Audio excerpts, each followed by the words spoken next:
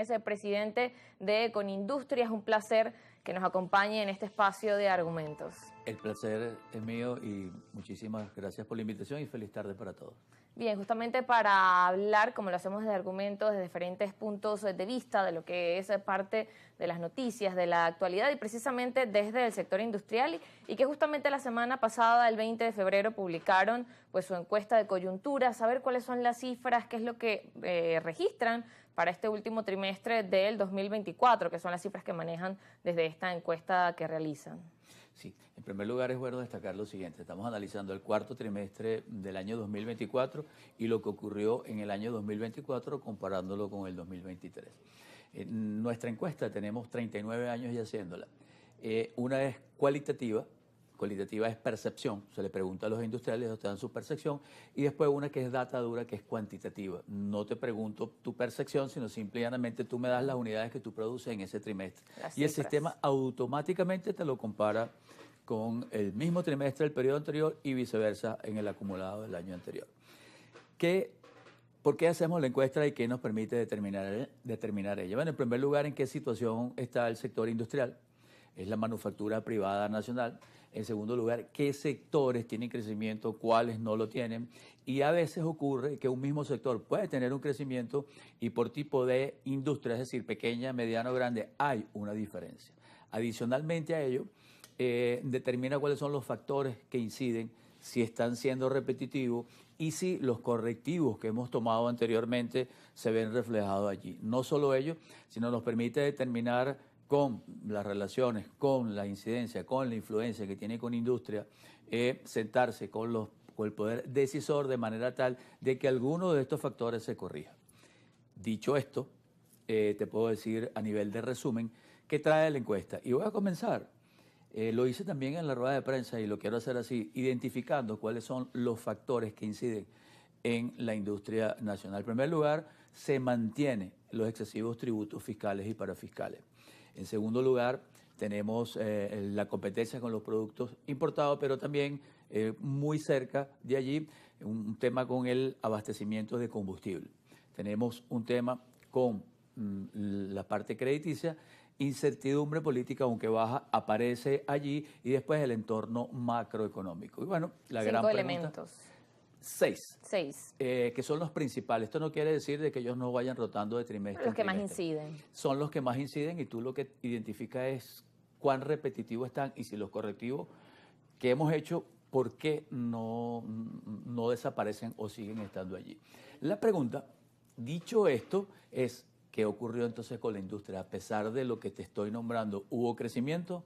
¿Se mantuvo las expectativas de crecimiento? ¿Y qué pasará para el próximo año? A nivel de resumen te puedo decir que la industria nacional privada crece en 9.5% el cuarto trimestre del año y también cuando vemos el acumulado tuvimos un crecimiento en el año 2024 de 16.8%. Estas cifras que te estoy dando son en promedio, no quiere decir que todos los sectores hayan crecido o no, y no quiere decir que los tres tipos de industria que nosotros tenemos, pequeña, mediana y grande, hayan crecido. Claro, no aplica para todos los porcentajes ni todos los sectores de la misma forma. Tal cual. Entonces, en ese particular te puedo decir, cuando separamos a lo que es la industria pequeña, mediana y grande, ella decrece en este cuarto trimestre un 7.7%. Cuando lo llevas al año, te puedo decir que la pequeña industria al menos quedó, como nosotros decimos en nuestro argot popular, tabla, ni ganó ni perdió. Entonces, ¿qué quiere decir esto en particular? Bueno, hay que dedicarles a ella en particular algunas políticas públicas para que ella se identifique y, como nosotros hemos llamado, pase al lado derecho de nuestra gráfica, que es la parte positiva de nuestra encuesta. ¿Cuáles podrían ser esas políticas que aplique precisamente para ese sector o para este sector de la industria que menciona que ha decrecido? Bueno, es de todo un poco. En primer lugar, la pregunta es por qué si dentro de un sector y ella está ubicada ahí, por qué ella no crece y la mediana y la grande sí. Ahí hay varios factores. En primer lugar, tienen un pulmón financiero mayor que la pequeña. En segundo lugar, se diversifican más rápido. En tercer lugar, tienen una mayor distribución y llegan a todo el país. Y después de ello, evidentemente sí les repercute lo que es la competencia con los productos importados en demasía, porque ella está más débil, es más pequeña y logra ser menos productiva que las demás. ¿Qué es lo que nosotros hemos hecho en primer lugar y por qué están estos factores allí? Y la pregunta es, ¿qué vamos a hacer para el próximo trimestre y para enderezar esto? Bueno, uno de los principales factores que allí están y que nosotros o los industriales vienen encuesta trimestre a trimestre ratificando es el tema de los excesivos tributos fiscales y parafiscales. La pregunta es, ¿por qué nosotros decimos que hay excesivos tributos? Y resulta que en el caso de Venezuela, 60 bolívares de cada 100 de tu utilidad son dirigidos a impuestos. La pregunta es la siguiente, entonces, bueno, ¿por qué tú dices que eso es excesivo? Cuando lo comparas con el resto del mundo y Latinoamérica, allí es donde tú ves las diferencias y tenemos cerca de 20 puntos de diferencia con respecto a los otros países. Esto te encarece y te resta competitividad. Al igual que hay una parte positiva, y lo hemos dicho, que no nos compete a nosotros, pero sí a la parte de recaudación tributaria, te puedo decir que hubo un récord de recaudación en la parte tributaria. El CENIAT en lo que es la renta no petrolera alcanzó los 12.000 millones de dólares. Esto te quiero decir es positivo, pero se están dando las condiciones de manera tal de que la presión tributaria disminuya y haciendo propuestas de manera tal de seguir recaudando más, pero no por la vía de aumentar impuestos, sino disminuyéndolos incluso y ampliando la base de contribuyentes. Hemos hecho varios ejercicios y eso es uno de nuestros argumentos, como tu programa, en donde decimos que sí, que bajando los impuestos y ampliando la base de contribuyentes, tú puedes recaudar más. Una de las propuestas que nosotros tenemos allí es el tema del IVA, que va en tres aristas diferentes. Una de ellas es hacer la declaración y el pago en vez de quincenal, mensual. ¿Por qué? Esto evidentemente se justifica por lo siguiente. Los industriales en su mayoría otorgan crédito y resulta que no es sencillo. A veces en 15 días tú no has recaudado el impuesto cuando tienes que pagarlo y es una erogación que tú tienes que hacer automáticamente y esto te afecta el flujo de caja.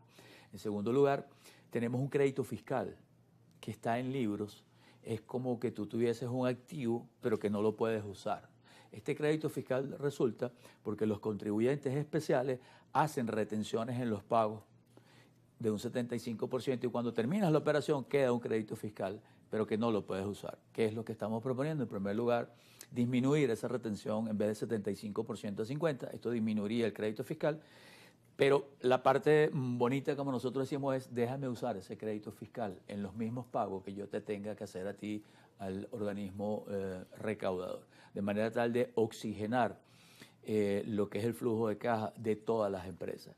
Si hacemos esto, nosotros estamos contribuyendo, digo nosotros o todos, o se está propiciando, se está incentivando la formalidad. Porque a veces, ¿qué sucede? Que cuando estás en esa situación, porque aquí hay dos formalidades, una informal y otra informalidad dentro de la formalidad, es que ¿cómo haces para pagar un tributo que tú no lo has recaudado? Y si vas a él, te va a quedar una parte que no la puedas usar. Entonces, esa es una de las propuestas que estamos haciendo, de manera tal de que se incentive a la formalidad. Otra de las cosas que estamos diciendo para continuar con el crecimiento que nosotros hemos tenido desde el año 2021 como sector hasta ahorita, es el tema de la competencia con los productos importados. Existe una ley que inició en el año 2018, donde evidentemente allí se les quitaron los aranceles y todos los pagos que tú hacías por los productos importados. Después de ello hubo una renovación y quedaron muchos productos terminados exentos de una u otra forma. ¿Qué quiere decir esto? En muchos casos o bien no pagan el arancel, es decir, un impuesto por lo que entra, o bien no pagas el tope que siempre se pagó.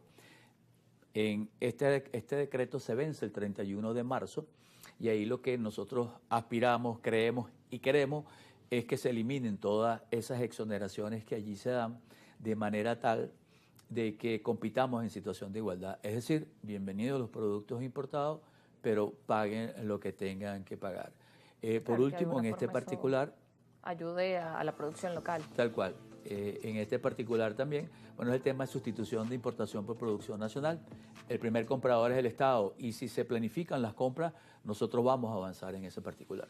Bien, nos corresponde ir a la pausa, pero al regreso seguimos conversando sobre estas cifras de crecimiento y, como decía, estas políticas que son necesarias aplicar para aquellos sectores que no han reflejado las mismas cifras de crecimiento, en el caso del sector de la mediana industria. Ustedes no se muevan de argumentos.